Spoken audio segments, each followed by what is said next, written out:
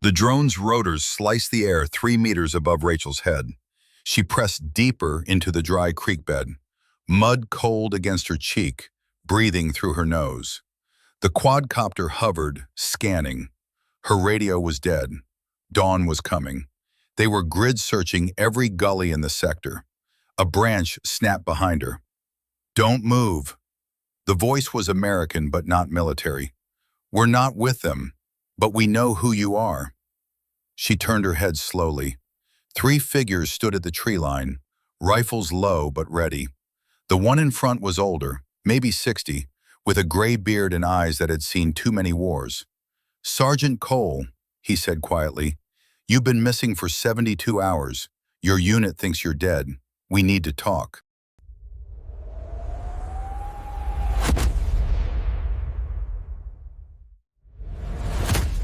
The ambush had lasted 4 minutes. Rachel remembered every second. Her recon team had been moving through the ridgeline at 0630 hours when the hillside erupted. Not random fire, coordinated, overlapping fields of suppression. Machine gun positions she hadn't spotted, mortar tubes pre-sighted on their route. Her spottle, Corporal Diaz, went down first. The round took him in the throat before he could scream. Sergeant Vickers was next. He'd been on point, 20 meters ahead. Rachel watched him stumble, then collapse as tracers stitched across his chest plate. The ceramic held for 2 impacts, but the third found the gap beneath his armpit. Rachel had dropped prone behind a boulder and returned fire. 2 magazines into the tree line, controlled pairs, aiming at muzzle flashes. But the enemy had already begun their fade. Discipline.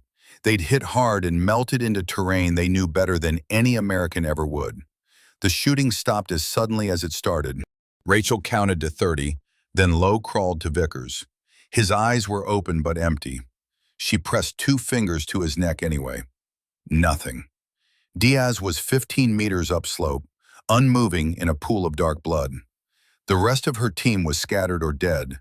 She'd heard PFC Morrison screaming somewhere to her left. Then silence. Radio chatter had been frantic for 30 seconds.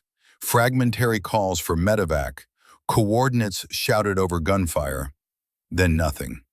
Now she sat with her back against a boulder 3 kilometers from the kill zone, breathing hard. Her left shoulder throbbed where a ricochet had caught the edge of her plate carrier. The ceramic had cracked, but held. Deep bruising, maybe a hairline fracture beneath. She could still shoulder her rifle. That's what mattered. She tried her radio again. The AN/PRC 148 crackled with static. Then the battery indicator dropped to 0 and the screen went dark. The spare battery was in her assault pack, which she'd cut loose during the breakout. 40 pounds of gear, rations, cold weather clothes, extra ammunition, now scattered somewhere in the valley below where she couldn't retrieve it. Rachel inventoried what remained.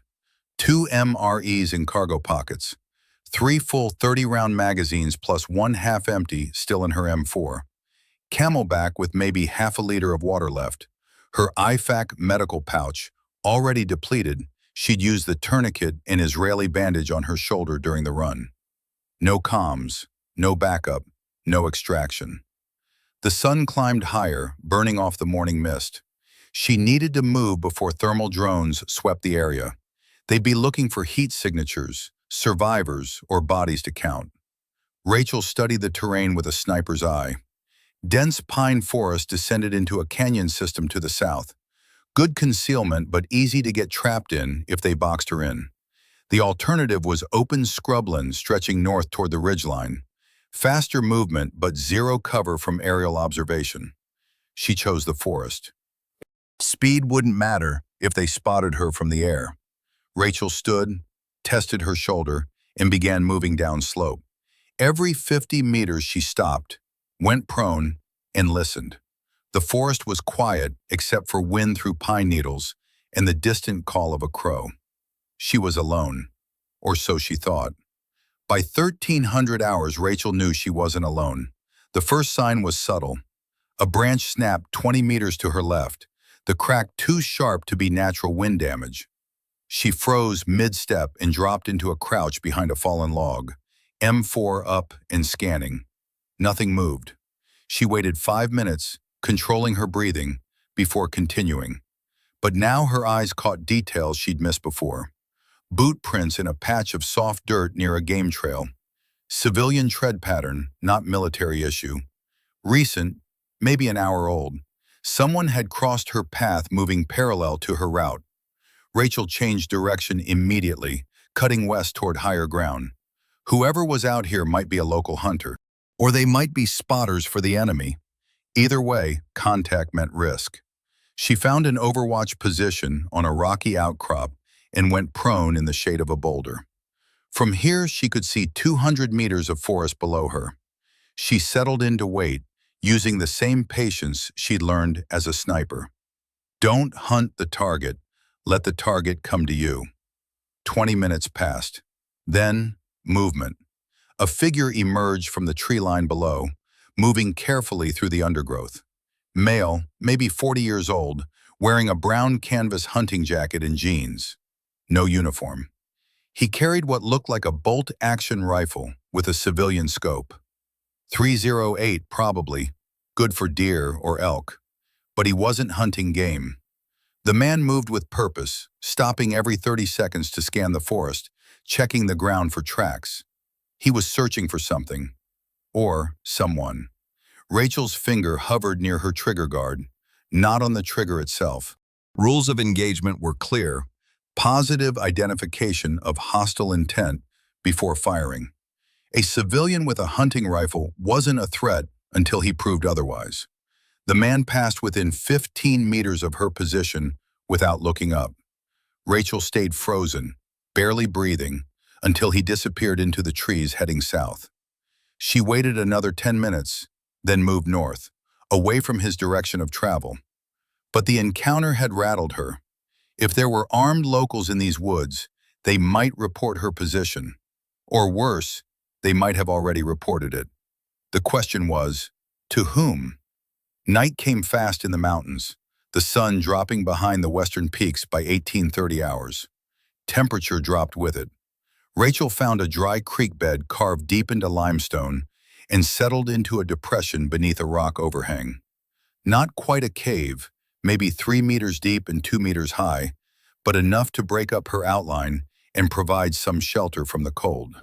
She sat with her back against stone and ate half an MRE without heating it. Chicken and rice. Tasted like cardboard mixed with salt, but the calories mattered. Her stomach had been empty for 16 hours, and her body was running on adrenaline and willpower. The military taught you to function hungry. They didn't teach you to like it. Rachel tried the radio one more time, knowing it was pointless. The screen stayed dark. The lithium battery was completely dead, not even a flicker. She set it aside and drank the last of her water. That was now the critical resource. She could survive 3 weeks without food if she had to. 3 days without water would kill her. Tomorrow she'd need to find a source. A spring, a stream, anything. The temperature kept dropping. Rachel pulled her collar tight and wrapped her arms around her knees. Her breath misted in the air. She hadn't brought cold weather gear. The mission was supposed to be a day patrol, back to base by 1400 hours. Instead, she was presumed dead somewhere out here, and no one was coming to look. Rachel closed her eyes but didn't sleep. Every sound registered in her consciousness. Wind rustling through pine branches, the distant hoot of an owl, something small scurrying through dead leaves nearby, probably a mouse or vole. Then a different sound, mechanical, faint but distinct. Her eyes snapped open and her hand found her rifle. The sound was growing louder. Rotors, not a full-size helicopter, smaller, lighter, a quadcopter drone. Rachel pressed deeper into the overhang, making herself as small as possible. The drone appeared overhead, flying a slow search pattern maybe 50 meters above the creek bed. She could see the red glow of its thermal camera sweeping back and forth. Thermal imaging detected heat signatures against cooler backgrounds. A human body put out a lot of heat, especially the head and torso. But limestone held warmth from the sun during the day and released it slowly at night. If Rachel stayed still and pressed against the rock, her heat signature might blend enough to avoid detection. The drone hovered almost directly above her position. Rachel stopped breathing. Her heart hammered against her ribs, but she didn't move. 10 seconds. 20. 30. The drone's rotors shifted pitch, and it moved downstream, continuing its search pattern. Rachel exhaled slowly, quietly. They were tightening the grid.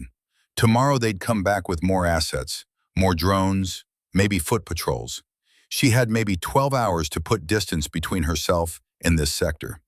She closed her eyes again and tried to rest. Sleep wouldn't come, but she could at least let her body recover.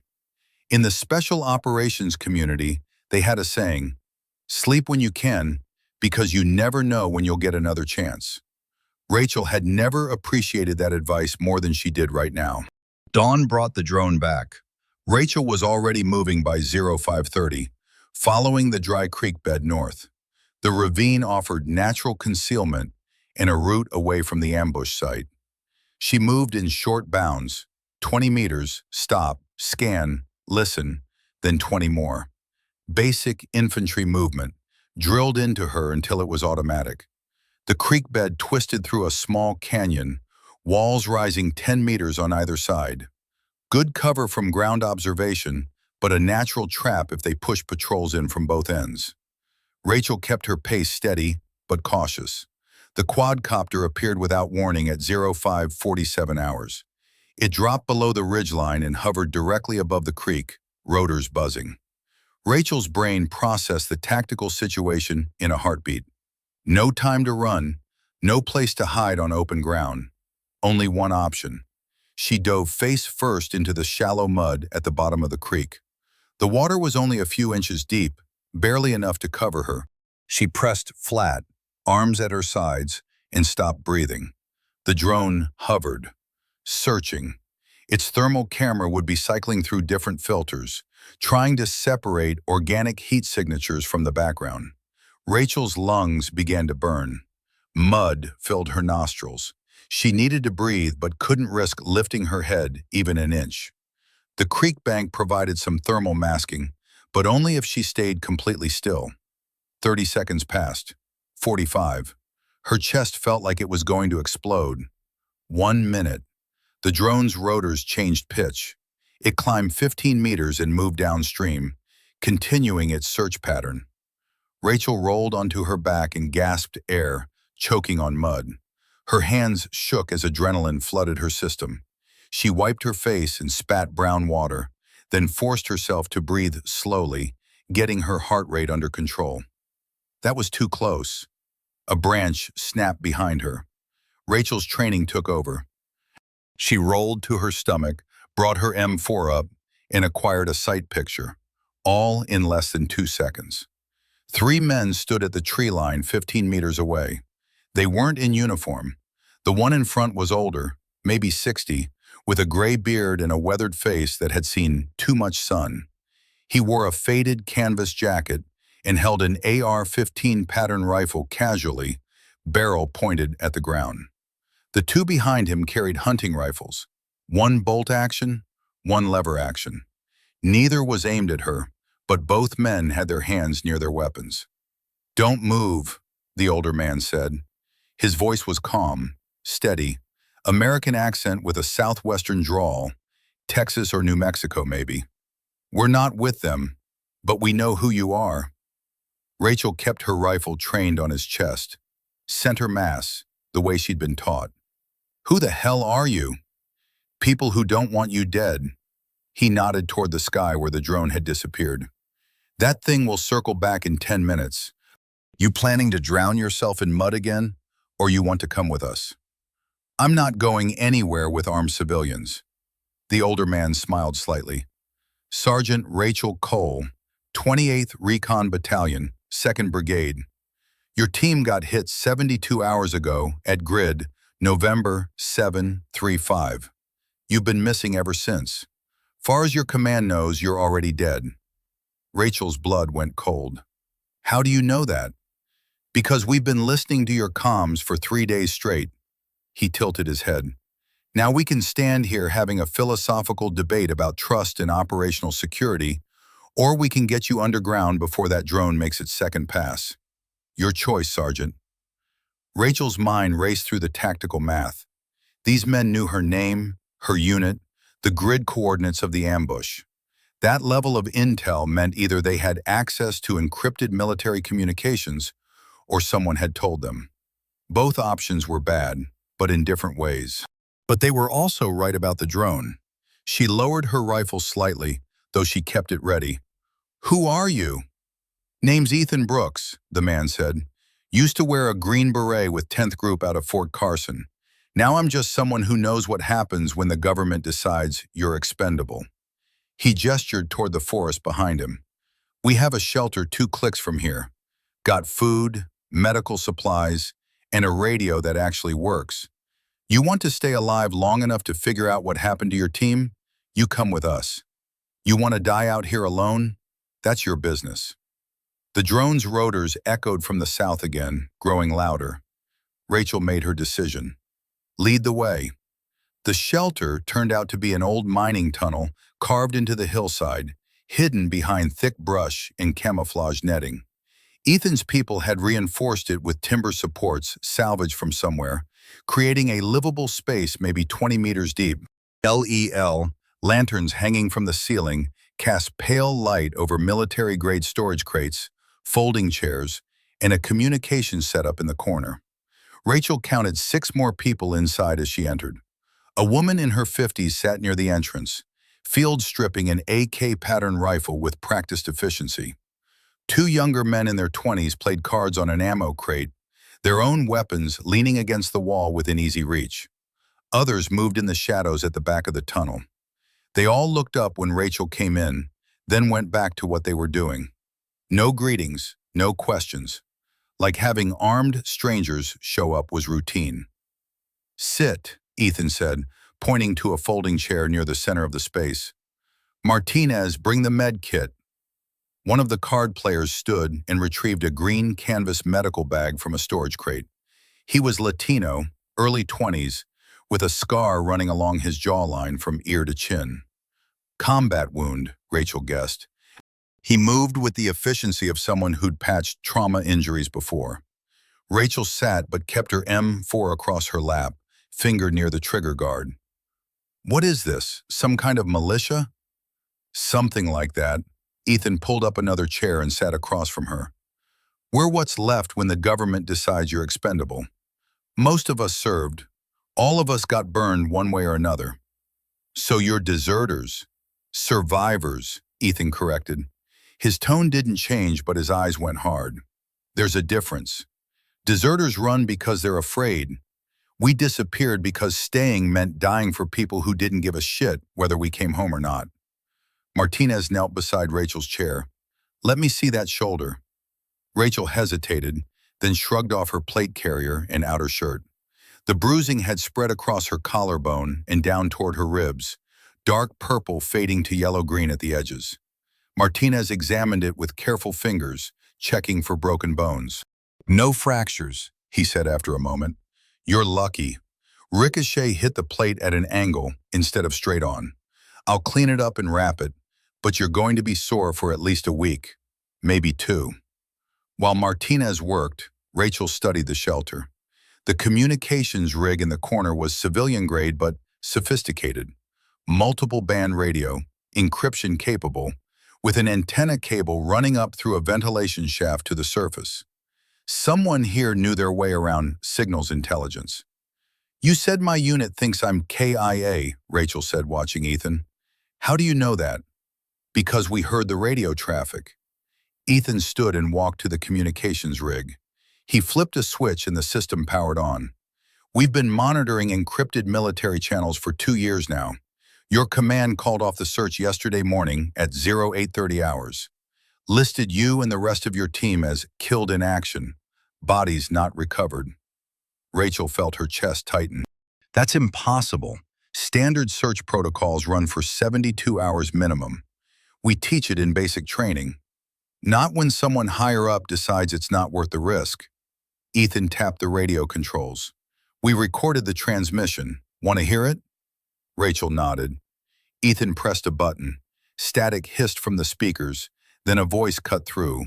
Male, professional, definitely officer grade. Command to all units. Cease search operations. Grid November 735. Mark all remaining personnel as KIA presumed. Bodies not recovered. Repeat. Cease search operations. Acknowledge. A pause, then another voice. Roger, command. Understood. Ceasing search operations. The transmission ended. Ethan turned off the playback. Rachel stared at the radio. Her hands were shaking. Why would they do that? We're trained to never leave people behind. It's the whole fucking ethos. Because you were in the wrong place at the wrong time, Sergeant, Ethan said quietly, and someone doesn't want questions asked about what happened out there. You're saying my own command abandoned us? I'm saying someone gave the order to stop looking. Whether that's your immediate command or someone further up the chain, I don't know. But what I do know is this. You've been erased from the active roster. Far as the United States military is concerned, you're already dead and buried. Martinez finished wrapping her shoulder and stepped back. You should rest and eat something real. The woman by the entrance spoke up for the first time. We have MREs, but I've got stew cooking if you want hot food. Rachel nodded numbly. Her mind was still trying to process what she'd heard. Her unit, her brothers and sisters in arms, had been ordered to stop searching for her, written off like equipment losses on a budget report. Ethan seemed to read her thoughts. Get some food in you, some sleep. We'll talk more when you've had time to think. Rachel lay down on a cot someone had set up along the wall. The shelter smelled like damp earth and gun oil. Voices murmured in the background, too low to make out individual words. As exhaustion finally pulled her under, one thought circled endlessly through her mind.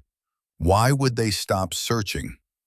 Rachel woke to voices arguing in the dark. She jerked upright, disoriented, her hand automatically reaching for her rifle. The shelter was darker now. Someone had turned off most of the LED lanterns, leaving only a dim glow from the back. Her watch showed 03:14 hours. She'd been asleep for nearly 14 hours. The voices came from near the communications rig, Ethan and the older woman. Can't keep her here indefinitely, the woman was saying, her voice low but urgent. She's active military. They'll track her eventually, and when they do, they'll find us too. They won't track what they think is already dead, Ethan replied.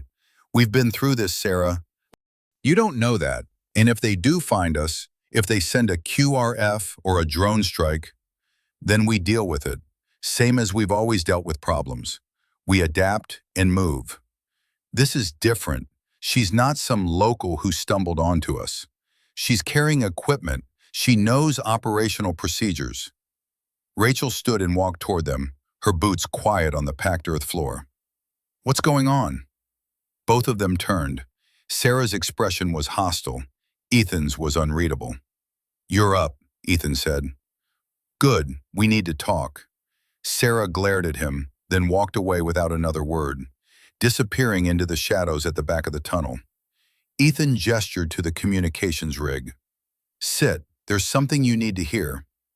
Rachel sat in the folding chair beside him. Her shoulder still ached, but the rest had helped. Her head felt clearer than it had in days. Ethan powered on the radio and navigated through recorded transmissions. He found the one he wanted and hit play. Static hissed, then a voice cut through. Male, calm, using proper radio protocol. Charlie 6 to all units. Confirm package location at grid November 735. Repeat, target package still in sector. Authorization is granted for retrieval or neutralization on contact. Rules of engagement, weapons free, acknowledge. Rachel's blood ran cold. Package, they're talking about me? Maybe, Ethan said. Or maybe they're talking about something you were carrying. Either way, someone's still looking for you, and they're not calling it a rescue operation. Neutralize, Rachel repeated slowly. The word hung in the air like smoke. They want me dead. Or they want something you have, and they're willing to kill you to get it. Ethan leaned forward, elbows on his knees. What were you carrying when you got hit? Anything unusual? Classified materials, intel files, equipment beyond standard loadout?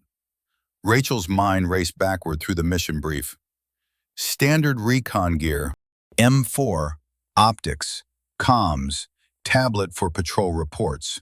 Nothing special. Nothing that would warrant. She stopped. Wait, the tablet. What about it? It's encrypted. We use it for mission logs, patrol reports, nothing classified above secret level. But she pulled the device from her chest-rig pouch. The screen was cracked from the fall during her escape, but when she pressed the power button, it booted up. It's still working. Ethan's eyes locked onto the tablet. Let me see it. Rachel hesitated. Everything on that device was military property. Showing it to a civilian, even a former Special Forces operator, violated about 6 different regulations. But she was already dead, according to those same regulations. She handed it over. Ethan powered it on completely. The password prompt appeared. Unlock it. Rachel entered her 8-digit credentials.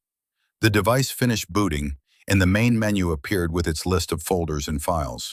Ethan navigated to the mission folder with the practiced ease of someone who'd used these systems before. His expression darkened as he scrolled through the file list. When's the last time you synced this with command? He asked. 3 days ago, morning of the patrol, before we moved into the operational area. And you didn't upload any new files after that point? No, we were running radio silent once we crossed the line of departure. Standard procedure for recon teams. Ethan turned the screen toward her. Then explain this. A file she didn't recognize sat at the bottom of the directory. The file name was stark and official. Priority _ alpha _ clearance _ only.txt. The timestamp showed it had been added to her system at 04:45 hours, 2 hours before the ambush. I didn't put that there, Rachel said. I've never seen that file before. Ethan opened it. The contents loaded slowly on the cracked screen. It was a list. Names, dates, locations, unit designations. All military personnel. Some listed as active duty, others marked as KIA with dates beside them. Rachel recognized some of the names from her own unit. Others were from different brigades, different commands, special forces, intelligence officers. A few were high-ranking, majors, lieutenant colonels. Then she saw a name that made her stomach drop. Brooks, Ethan J/rank, SFC/unit, SFOD-A0321/status, KIA, official record, training accident, 2017/status, active, unconfirmed field reports. She looked up at him slowly. What the hell is this? Ethan's jaw was tight. His eyes had gone cold. A kill list, and every person in this shelter is on it. The shelter went silent. Everyone had stopped what they were doing and was watching now. Rachel stared at the screen, her brain struggling to process what she was seeing. Why would someone put this on my tablet? Because you were never supposed to survive that ambush, Ethan said quietly. Someone planted this file on your system remotely, probably while you were synced to the network at your forward operating base. Then they sent you and your team into that grid square knowing exactly what would happen. Clean disposal. The file dies with you, and no one ever knows it existed. But I didn't die. No, you didn't. And now you're walking around with evidence that a lot of very powerful people want buried 6 feet under. Rachel scrolled through the list with numb fingers. Dozens of names, some she recognized from news reports. Soldiers killed in training accidents, helicopter crashes, vehicles hitting IEDs in supposedly safe zones. Others were completely unknown to her. These people, she said slowly, The ones marked KIA, they're not really dead? Some are, some aren't. The list is a record of who knows too much, who became inconvenient, who got marked for elimination. Ethan pointed to his own entry. I was supposedly killed in a training accident 8 years ago, rappelling equipment failure during a mountain exercise. But here I am. I survived because I smelled something wrong and disappeared before they could tie up the loose end. And the people in this shelter? All listed as dead.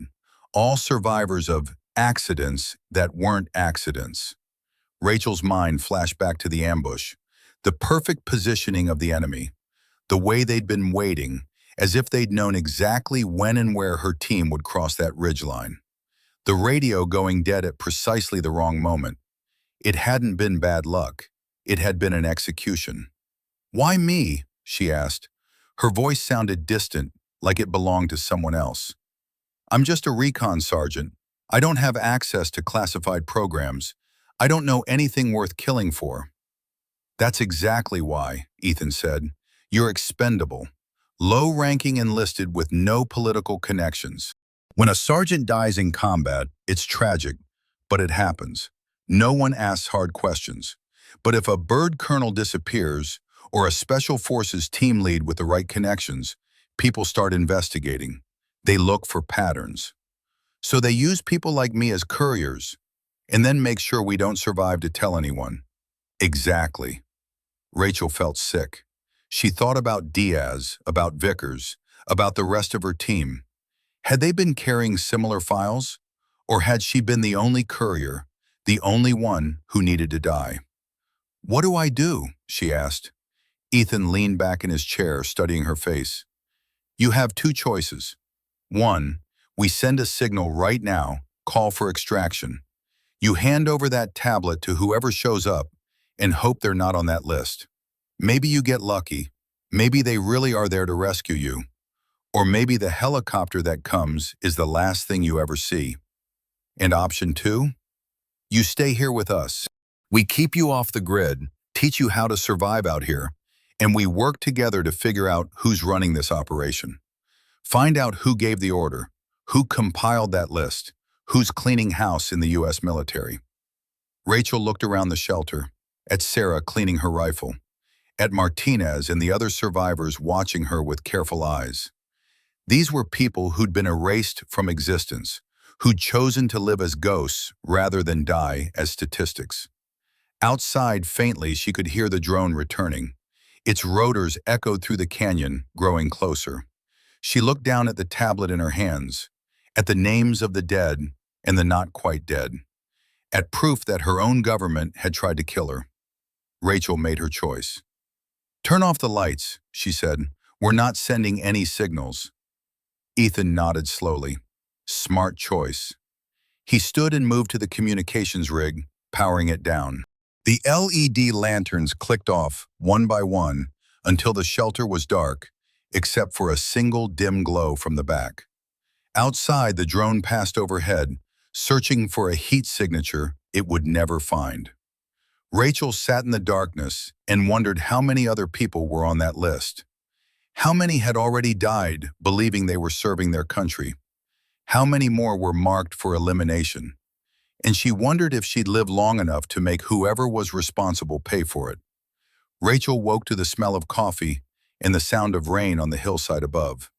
She'd slept through the rest of the night and into late morning. Her internal clock said it was wrong. Soldiers didn't sleep past 600, but her body had made the decision without consulting her brain. 14 hours of unconsciousness, the kind of deep sleep that came after 3 days of running on adrenaline and fear. Martinez sat near the entrance cleaning his rifle, a battered AK-74 with Bakelite furniture. He looked up when Rachel stirred. "Coffee's hot. Real stuff, not MRE instant." Rachel sat up slowly, testing her shoulder. Still sore, but the swelling had gone down. She could move without wincing. "What time is it?" "Almost 1100. Ethan said to let you sleep." Martinez gestured toward a camping stove where a dented percolator sat steaming. "Grab a cup. We've got a briefing in 20 minutes. Rachel poured coffee into a metal cup and took a long drink.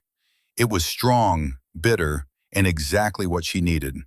The warmth spread through her chest and cleared some of the fog from her mind. She looked around the shelter.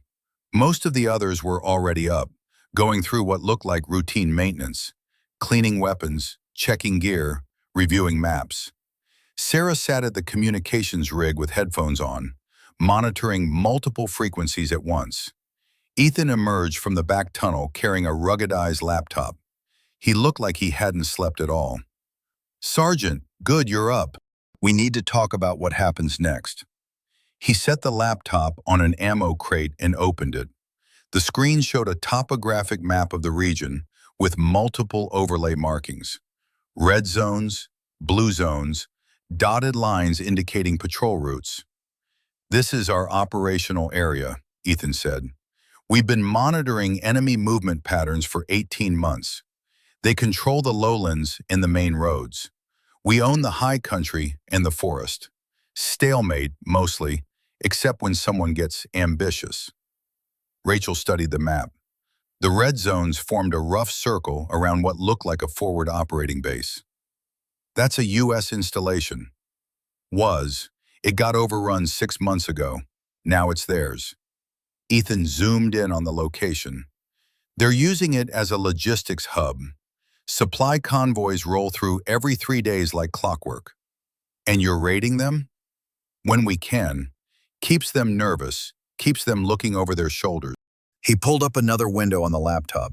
Intelligence reports, hand-typed and formatted like military after-action reviews. But here's what's interesting. 3 hours ago, Sarah intercepted a transmission on the same encrypted channel that ordered your search called off. He pressed play. Static, then a voice. "November 735 search update. Package confirmed, non-recovered. Assume compromised or destroyed. Redirect assets to secondary objective. All units maintain alert posture for possible field contact." Rachel set down her coffee. "They think the tablet was destroyed in the ambush.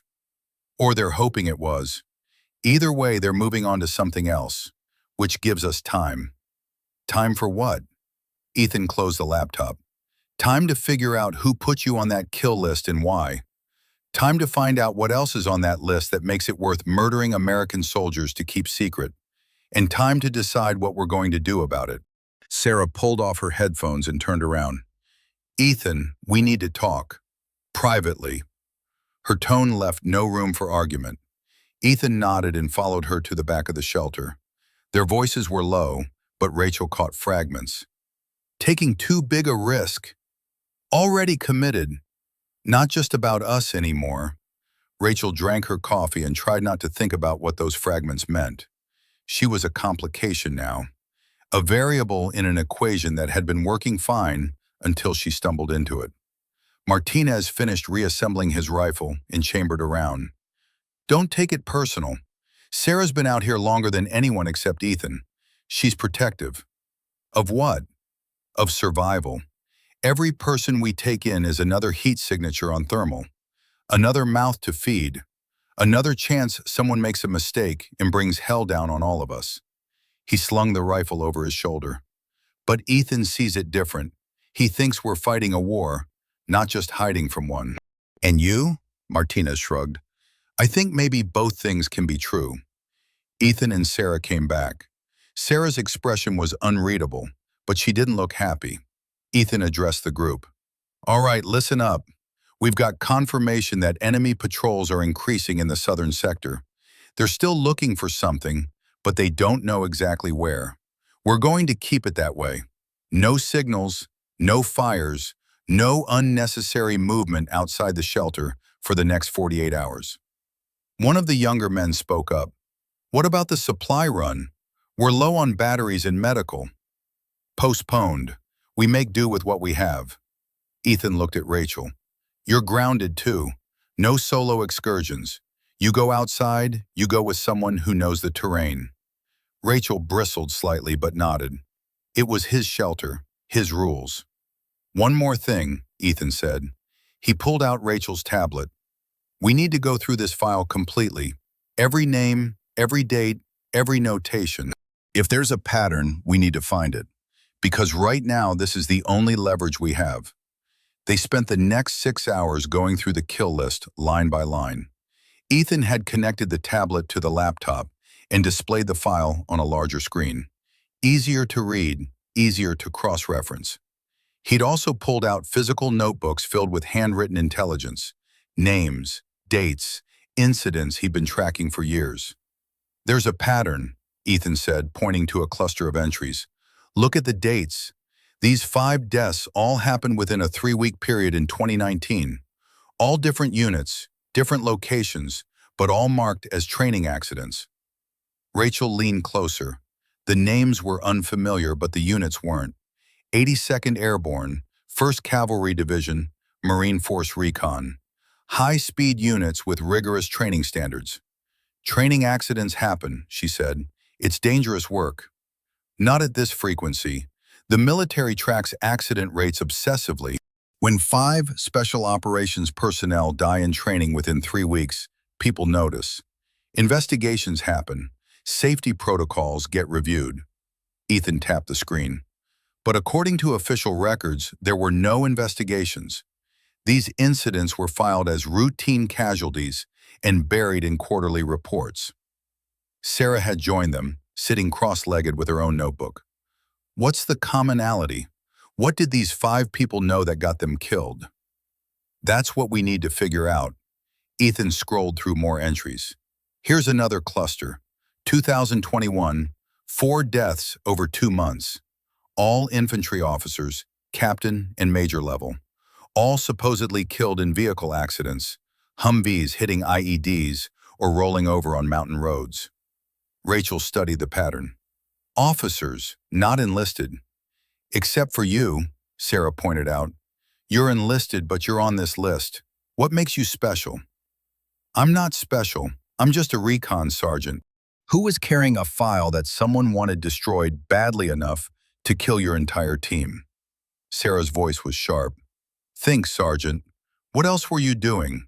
What missions did you run in the month before the ambush? Rachel thought back. Standard patrols, route recon, observation posts, a few raids on suspected enemy positions. Nothing unusual. Any intelligence collection? Prisoner interrogations? Document exploitation? We picked up a few hard drives from a raid 2 weeks before the ambush, brought them back to the S2 for analysis. Ethan and Sarah exchanged a look. What was on the drives? Ethan asked. I don't know. We're not cleared for that level of intelligence. We just bag it and tag it. But someone at your forward operating base would have reviewed the contents. Intelligence officer, maybe a civilian contractor. Ethan was already typing notes into his laptop. If those drives contained information about this kill list and someone flagged it, that would explain why you became a target. Rachel felt cold. You're saying I was marked because I touched the wrong piece of equipment? I'm saying you were marked because you were close enough to something dangerous that eliminating you became necessary. Ethan pulled up another section of the list. Look at this.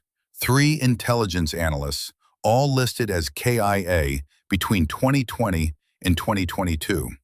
All supposedly killed in mortar attacks on their bases. But mortars are notoriously inaccurate. Hitting a specific building requires either incredible luck or inside information. Inside information, Sarah repeated. Someone on the inside feeding coordinates to the enemy. The implications were staggering. Rachel had heard stories about moles and turncoats, about soldiers who sold intelligence to the enemy for money or ideology. But this was different. This was systematic, organized. How high does this go? Rachel asked quietly. Ethan closed the laptop.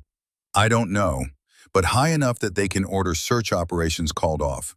High enough that they can manipulate casualty reports. High enough that questioning them is a death sentence.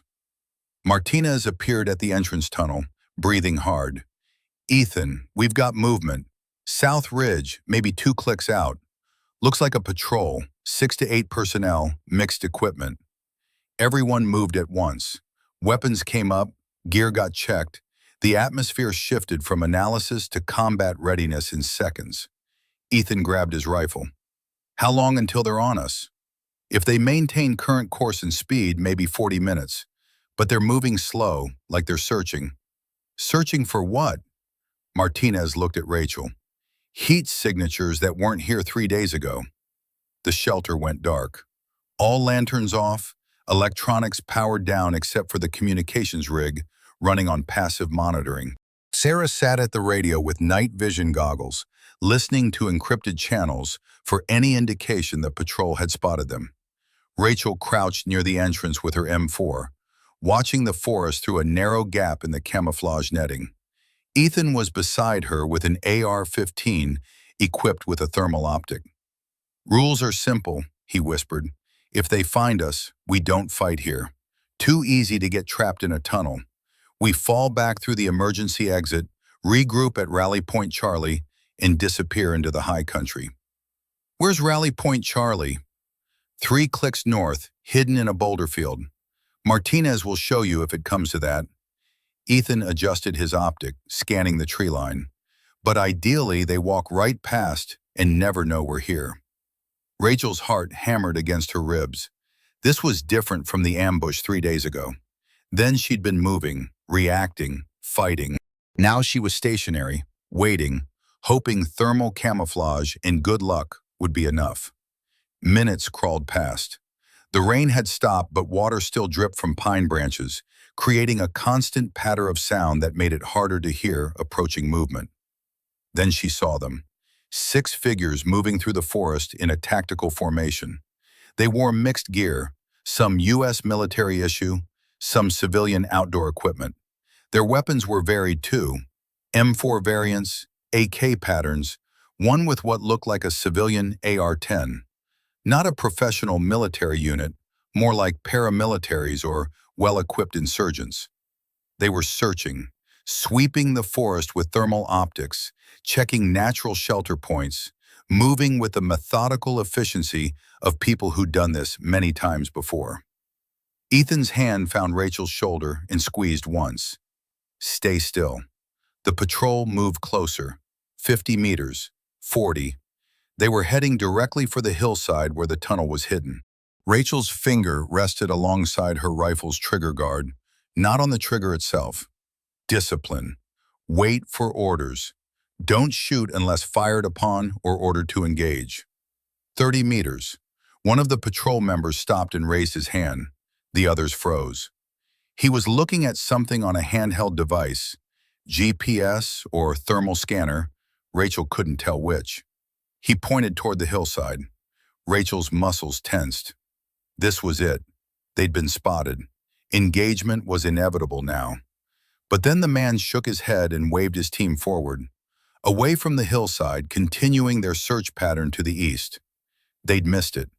The thermal camouflage had worked, or the limestone hillside had masked the heat signatures enough to create confusion on their scanners. The patrol disappeared into the forest. Ethan waited another 10 minutes, then pulled Rachel back into the tunnel. "That was close," he said quietly. "Too close." Sarah's voice came from the darkness near the radio. "They're tightening the search grid. Yesterday they were 3 clicks out. Today, 2. Tomorrow they'll be on top of us." "Then we relocate," Ethan said. "Start packing essentials. We move tonight after dark." "Move where?" "Every hideout we have is mapped. Every cave system, every abandoned mine. They know this terrain as well as we do now." "Then we go somewhere they don't expect." Ethan looked at Rachel. "You know the U.S. military playbook. Where wouldn't they look?" Rachel thought about it. "Anywhere they think they already control. Anywhere they've already searched and marked as clear." "Exactly. We're going back to the ambush site. Grid November 735. They've already swept it for survivors. They won't expect anyone to deliberately return to a kill zone." Martinez spoke up from the back. "That's suicide." "No, that's misdirection. They're searching everywhere except where they've already been. We use that." Ethan started organizing gear. "We move tonight. Pack light, weapons and essentials only. Everything else we cache here and hope it's still here when we come back. If we come back, Rachel thought, but didn't say. They relocated under darkness, moving in single file through the forest with night vision equipment. 8 people carrying weapons and minimal gear, moving as quietly as 8 armed humans could manage. Rachel followed Martinez through terrain she didn't know, trusting him to avoid obstacles and enemy patrols. The night vision turned the world into green-tinted shapes and shadows. Every snapping branch sounded like a gunshot. Every time the wind shifted, she tensed, expecting enemy contact. But they made it to the ambush site without incident. The grid square looked different at night. The burned vegetation had been cleared away, probably by whoever swept the area for bodies and equipment. Shell casings had been collected. Blood stains were barely visible in the darkness. Ethan led them to a depression in the hillside about 200 meters from where Rachel's team had been hit. Old mine shaft, he explained. Collapsed entrance, mostly filled with debris, but there's a crawl space that opens into a larger chamber about 15 meters in. Not comfortable, but defendable.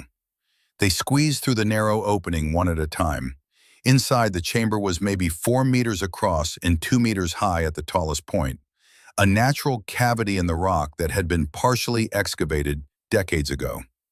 Ethan and Martinez started arranging their gear, while Sarah set up a small, tactical radio at the far end. No external antenna this time, too much risk of detection. They'd operate on minimal power, listen-only mode. Rachel found a spot near the entrance where she could watch the forest. Her shoulder ached from the movement, but adrenaline kept the pain manageable. One of the younger men, late 20s, Hispanic, introduced earlier as Carlos, settled in beside her. First time living underground? First time being hunted by my own side, Rachel said. Gets easier, sort of. Carlos checked his rifle, a well-maintained M4A1 with EOTech optic. I was with 173rd Airborne, got marked after a friendly fire incident that wasn't friendly and wasn't accidental. Ethan found me before they could finish the job. How many of us are there? People on that list who survived? More than you'd think. Fewer than there should be. Carlos looked out at the forest. Most don't even know they're marked until it's too late. They die believing it was bad luck or enemy action. Rachel thought about Vickers and Diaz, about the rest of her team scattered across that hillside. Had they known? In those final seconds, had they realized it was a setup? She hoped not. That seemed like a worse way to die, knowing you'd been betrayed by the institution you'd sworn to serve. A sound outside made both of them freeze. Footsteps, multiple people moving through the forest, not trying to be quiet. Ethan appeared beside them instantly, rifle up. He whispered into a handheld radio, "Everyone quiet, no movement." The footsteps grew louder, voices now speaking in English, American accents. Waste of time checking this grid again. Orders are orders. Command wants confirmation, no survivors. We already swept this area twice. There's nobody left alive out here. The voices passed within 20 meters of the mine entrance. Rachel could see their silhouettes through the narrow opening. 4 men in U.S. military gear, carrying M4s and thermal optics. A U.S. Army patrol. Looking for survivors to eliminate. Rachel felt something break inside her chest. These were supposed to be her people, her brothers in arms. Instead, they were hunting her like an enemy combatant. The patrol moved on, voices fading into the distance. Ethan lowered his rifle slowly. "Welcome to the real war, Sergeant. The one nobody wants to admit is happening." Dawn came with a problem. Carlos didn't report for morning check-in. His gear was still in the mine, but he was gone. He went out sometime after 0400, Martinez said, examining the entrance. Solo movement, heading east toward the old logging road. Ethan's expression was grim. Why would he do that? Maybe he saw something, Sarah suggested, or heard something on the radio that spooked him. Or he's compromised. Ethan grabbed his rifle and tactical vest. Martinez, Rachel, you're with me. We're going after him. Sarah, you hold this position with the others. If we're not back in 2 hours, collapse the operation and head to Rally Point Delta. Rachel checked her magazine and followed Ethan and Martinez out into the pre-dawn light. The forest was gray and misty, visibility maybe 50 meters. Good for concealment, bad for spotting threats. They moved quickly but carefully, following Carlos's trail. He'd been moving fast, not worried about leaving signs. Broken branches, boot prints in soft dirt, disturbed ground cover. After 20 minutes, they found the first blood. Just a few drops on fallen leaves, dark red and recent. Martinez knelt and examined it. Not much. Could be a scrape or a minor wound. Or someone hit him, Ethan said. Keep moving. The trail led to a clearing where an old logging road cut through the forest.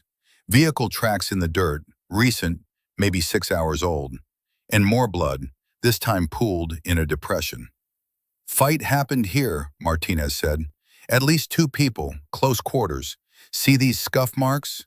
Someone went down hard. Rachel spotted something at the edge of the clearing. A piece of fabric snagged on a branch. She pulled it loose, torn from a jacket, stained with blood. Ethan examined it. Carlos's. He was wearing this yesterday. The trail continued into the forest on the other side of the clearing, but now there were additional tracks. Boots, multiple sets, military pattern. They took him, Rachel said, or he went with them. Ethan's voice was flat. We don't know which. You think he sold us out? I think we need to find him before someone makes him talk, voluntarily or otherwise. They followed the tracks for another click. The terrain got rougher, climbing into a rocky area studded with boulders and scrub brush. Hard ground, fewer tracks, harder to follow. Then Martinez froze and raised his fist. Everyone stopped. Movement ahead. Multiple figures, maybe 300 meters upslope. They were dragging something, no, someone. Carlos, his hands zip-tied, blood on his face. 4 hostiles, Ethan whispered. Mixed equipment, decent spacing. They know what they're doing. Rachel studied the tactical situation through her ACOG. We can take them. 3 on 4 isn't terrible odds if we have surprise. And if Carlos is compromised, if he's already told them about the mine, then we need to know that before they get him somewhere we can't reach. Ethan considered it for 10 seconds, then nodded. All right, Martinez, you take high ground left. Rachel, right. I'll push center and force them into the kill zone. On my shot, weapons free. Prioritize the ones dragging Carlos. He might be our only source of intel. They split up, moving into position. Rachel found a firing position behind a boulder with good sight lines on the target area. Range, 270 meters. Wind, negligible. Target movement, slow, predictable. She settled into a comfortable prone position and acquired sight picture. 1 hostile in her crosshairs, another in peripheral vision. Ethan's voice crackled over radio. On 3. 1, 2. Rachel's world narrowed to the sight picture and her breathing. 3. Rachel's first shot took the lead hostile in the upper chest. He went down hard, no cry, just instant collapse. Before the others could react, Martinez fired from the opposite flank, suppressed rifle, nearly silent. Another hostile dropped. The remaining 2 scrambled for cover, dragging Carlos with them. 1 returned fire blindly, spraying rounds in Ethan's general direction. Amateur panic shooting, wasting ammunition. Ethan's shot was precise. The hostile jerked and fell.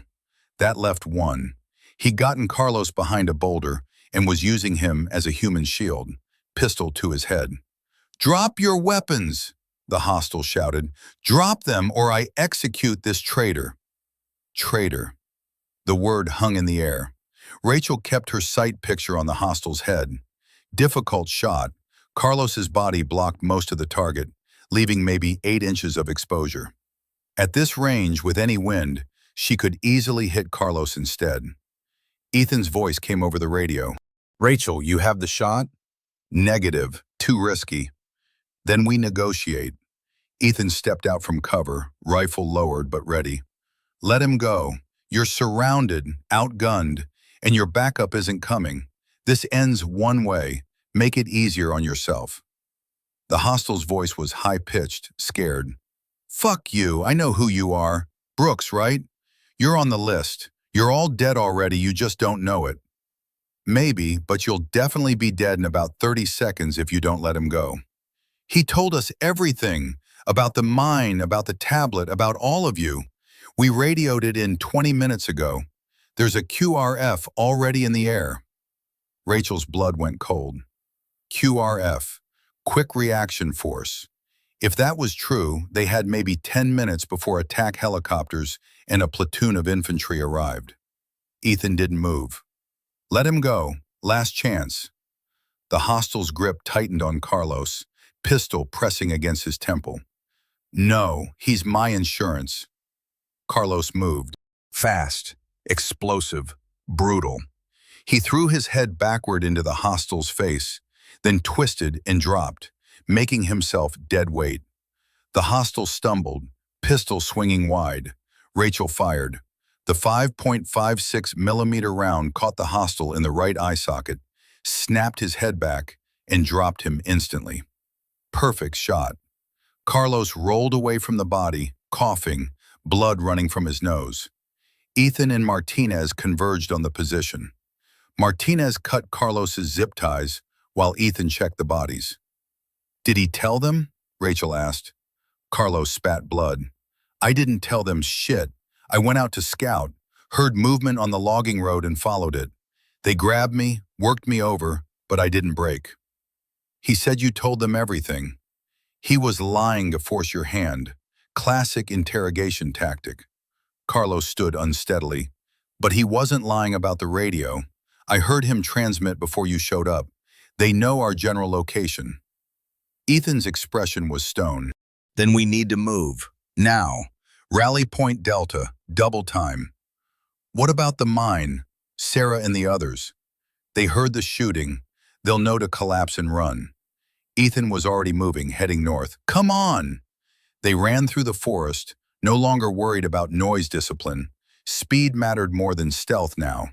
In the distance, Rachel heard the distinctive sound of helicopter rotors. 2 helicopters, maybe 3, getting closer. Rally Point Delta turned out to be another cave system, this one deeper in the mountains and harder to access. They reached it 40 minutes later, exhausted and sweating despite the cold. Sarah and the others were already there, having collapsed the mine position and run when they heard the gunfire. Everyone was accounted for. Ethan immediately set up security positions while Sarah got the radio operational. They were too deep in the cave for good signal, so she strung an antenna cable up through a natural chimney in the rock. Monitoring only, she said. We transmit anything, they'll triangulate us in minutes.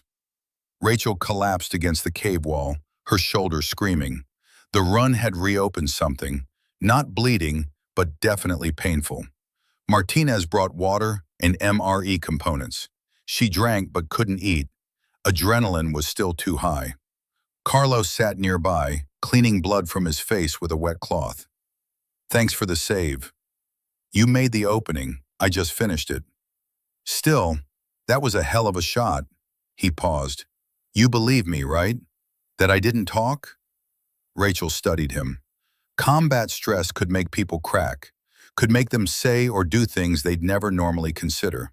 But Carlos had fought back, had created the opportunity for his own rescue. That took courage and presence of mind. I believe you, she said. Ethan came over and knelt beside them. His expression was different now, harder, more calculating. Carlos, the hostile said you're a traitor. Why? Because I'm alive when I should be dead. They think anyone who survived their kill orders must have cut a deal. Did you? No. Carlos met his eyes without flinching.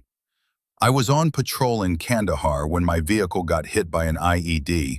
Everyone else died. I crawled out with a concussion and third-degree burns. 3 days later, an Apache gunship tried to kill me during rescue operations.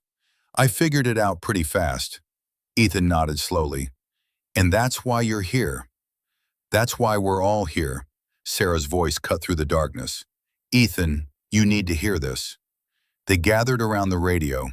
Sarah had isolated a channel and turned up the volume. Subject identified as Carlos Mendez, currently designated AWOL/KIA, confirmed alive and operating with hostile elements. All units authorized to engage on site. Carlos's face went pale. They're broadcasting my name, making it official. Additional subjects believed present in sector. List includes Brooks, Ethan J., Cole, Rachel M., and approximately 6 others, designations unknown. Rules of engagement, weapons free, no prisoners. Rachel felt sick. They were being hunted like animals, and it was being broadcast on official military channels. Turn it off, Ethan said. Sarah complied. The cave went silent except for dripping water somewhere deeper in the system. They're not even hiding it anymore, Martinez said. They're actively using military assets to hunt down their own people. Because we're not their people anymore, Ethan replied. We're loose ends, witnesses to things they don't want exposed. He looked at Rachel. That tablet you're carrying? That's not just a list of names. That's evidence of systematic elimination of American military personnel. If that goes public, people go to prison. High-ranking people, maybe flag officers, maybe civilians in the chain of command. Then we make it public, Rachel said. We get it to media, to Congress, to someone who can investigate. And how do we do that? We have no communications except this radio. We have no secure way to transmit data. We can't walk into a military installation because they'll shoot us on sight. We can't trust law enforcement because we don't know who's compromised. Then what do we do? Ethan was quiet for a long moment. Then he pulled out his own notebook, the one filled with years of intelligence gathering, names and dates and patterns. We find proof, he said. Real physical proof. Not just a list of names, but documentation of who gave the orders, who authorized the eliminations, who covered them up.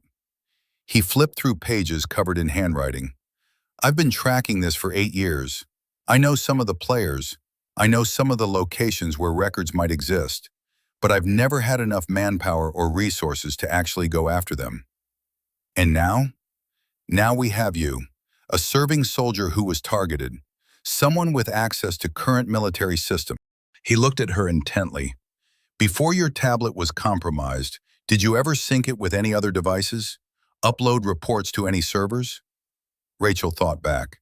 Standard protocols. Every mission report got uploaded to SIPR, Secret Internet Protocol Router, encrypted network for classified materials. And those uploads would have metadata, file origins, timestamps, routing information. If someone planted that kill list on your tablet remotely, there would be a digital trail showing where it came from. But we can't access SIPR from here. We'd need to be on a military network with proper credentials. Ethan smiled, but it was cold. I know where we can get access. It's dangerous, probably suicidal. But if we pull it off, we get the proof we need to blow this whole operation wide open. They spent the next day planning. Ethan laid out the target, a National Guard armory about 30 clicks from their current position. Small installation, maybe a dozen permanent staff, used primarily for equipment storage and administrative functions. They have network access, Ethan explained. SIPR, NIPR, the whole suite. If we can get inside and access their systems, we can pull the metadata logs from Rachel's uploads. Trace back where that file came from. How do you know they have SIPR access? Rachel asked. Because I used to work there, before I died. That stopped everyone. Sarah looked particularly stunned. You never mentioned that. Need-to-know basis. I was assigned there for 2 years doing logistics coordination. I know the layout, the security protocols, the duty schedules. He pulled out a hand-drawn map of the facility. Weekend duty is skeleton crew, usually 2 people, one doing admin work and one doing perimeter checks. If we hit it Saturday night around 0200, we can be in and out before anyone notices. And if someone does notice, Martinez asked, then we fight our way out and disappear again, same as always. Rachel studied the map. The armory was a hardened facility with controlled access, but it wasn't a fortress. The real problem was what happened after. Even if we get the data, what then? We're still wanted fugitives. We still can't walk into a police station or a federal building. No, Ethan agreed, but we can get the data to someone who can.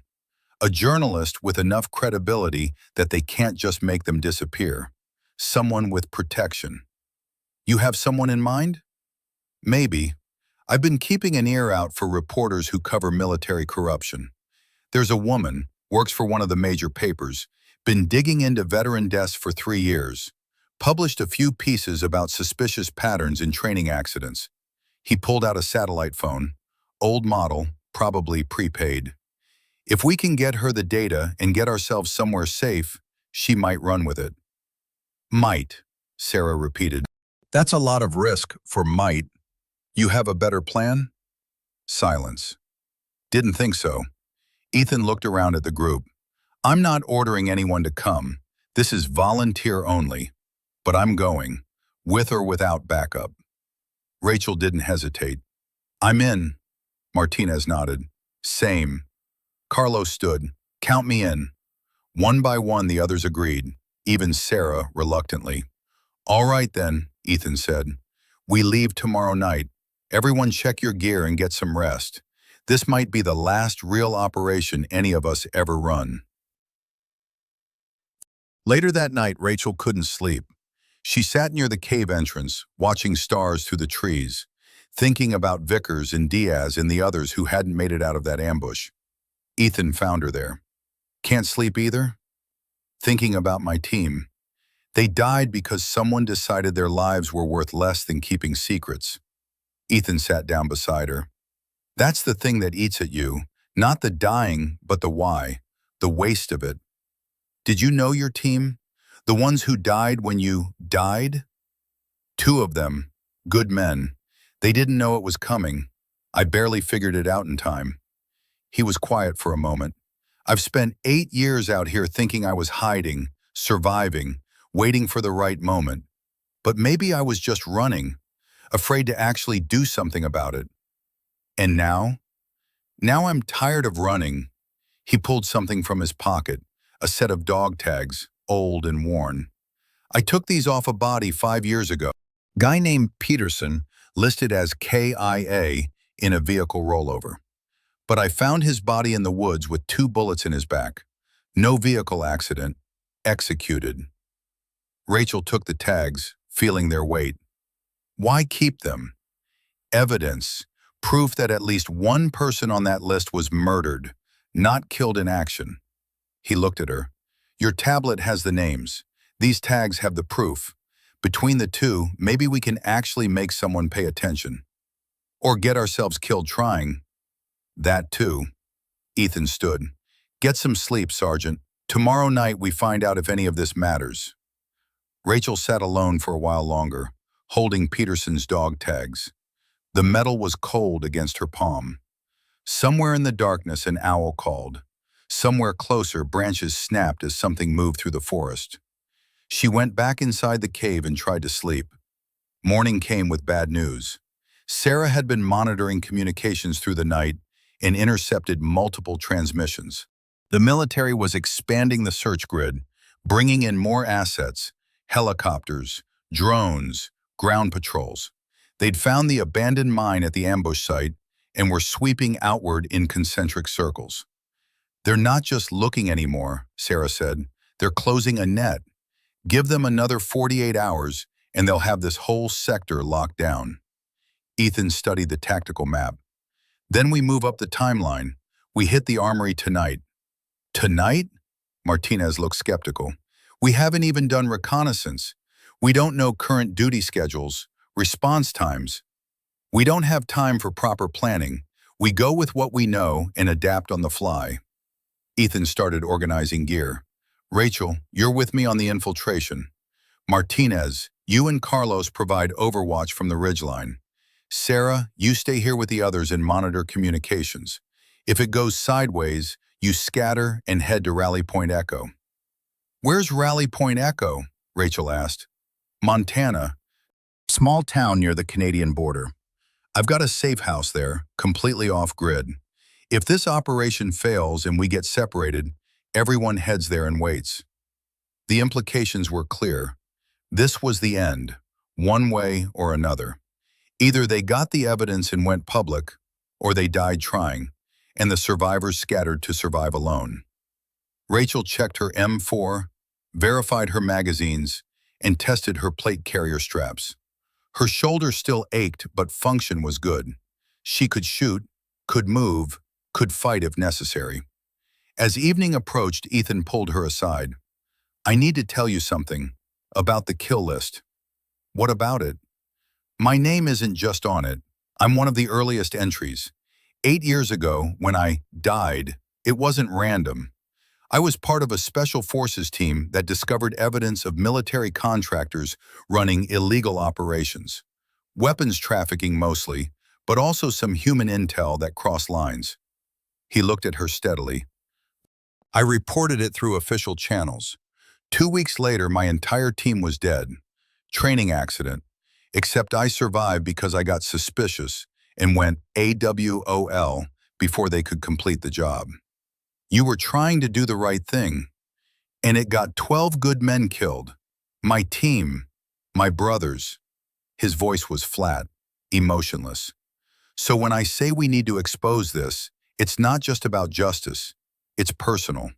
Those 12 men deserve someone to remember they were murdered, not to be filed away as casualties. What happened to the evidence you found? About the contractors? Destroyed, probably, or buried so deep no one will ever find it. He paused. But that list on your tablet? That's new evidence, fresh. If we can prove it exists and show where it came from, it validates everything I've been saying for 8 years. And if we fail, then we're just more names on the list. K.A. presumed. No one ever knows the truth. Rachel thought about Vickers and Diaz, about Carlos and Martinez and all the others hiding in caves, living like fugitives in their own country, about how many more names would get added to that list if they didn't stop it now. I'm not dying without making noise, she said. If they're going to kill me, everyone's going to know why. Ethan smiled slightly. Good, that's what I needed to hear. As darkness fell, they prepared to move out. Rachel did one final check of her gear, then pulled out the tablet. The cracked screen glowed dimly as she navigated to the kill list file. Hundreds of names, hundreds of lives ended or destroyed because they knew too much, saw too much, questioned too much. She thought about the choice Ethan had described. Call for extraction and hope for rescue, or stay silent and fight back from the shadows. There was no good choice. There never had been. But there was a choice that mattered, a choice that meant something. Rachel shut off the tablet and secured it in her chest rig. Let's go get some answers. They moved out into the darkness, 8 people carrying weapons and hope and rage, heading toward a target that might give them the evidence they needed to expose a conspiracy that had been killing American soldiers for years. Behind them, the cave entrance disappeared into shadow. Ahead, the armory waited. The National Guard armory sat in a valley surrounded by pine forest, a single-story concrete structure with reinforced doors and minimal windows. Security lighting illuminated the perimeter, but the coverage had gaps, blind spots where shadows pooled thick enough to hide movement. Rachel and Ethan watched from the tree line 200 meters out. Martinez and Carlos were positioned on the ridgeline with long rifles, providing overwatch. Sarah remained at the cave with the others, monitoring radio frequencies for any sign their approach had been detected. 2 guards, Ethan whispered, glassing the facility through night vision binoculars.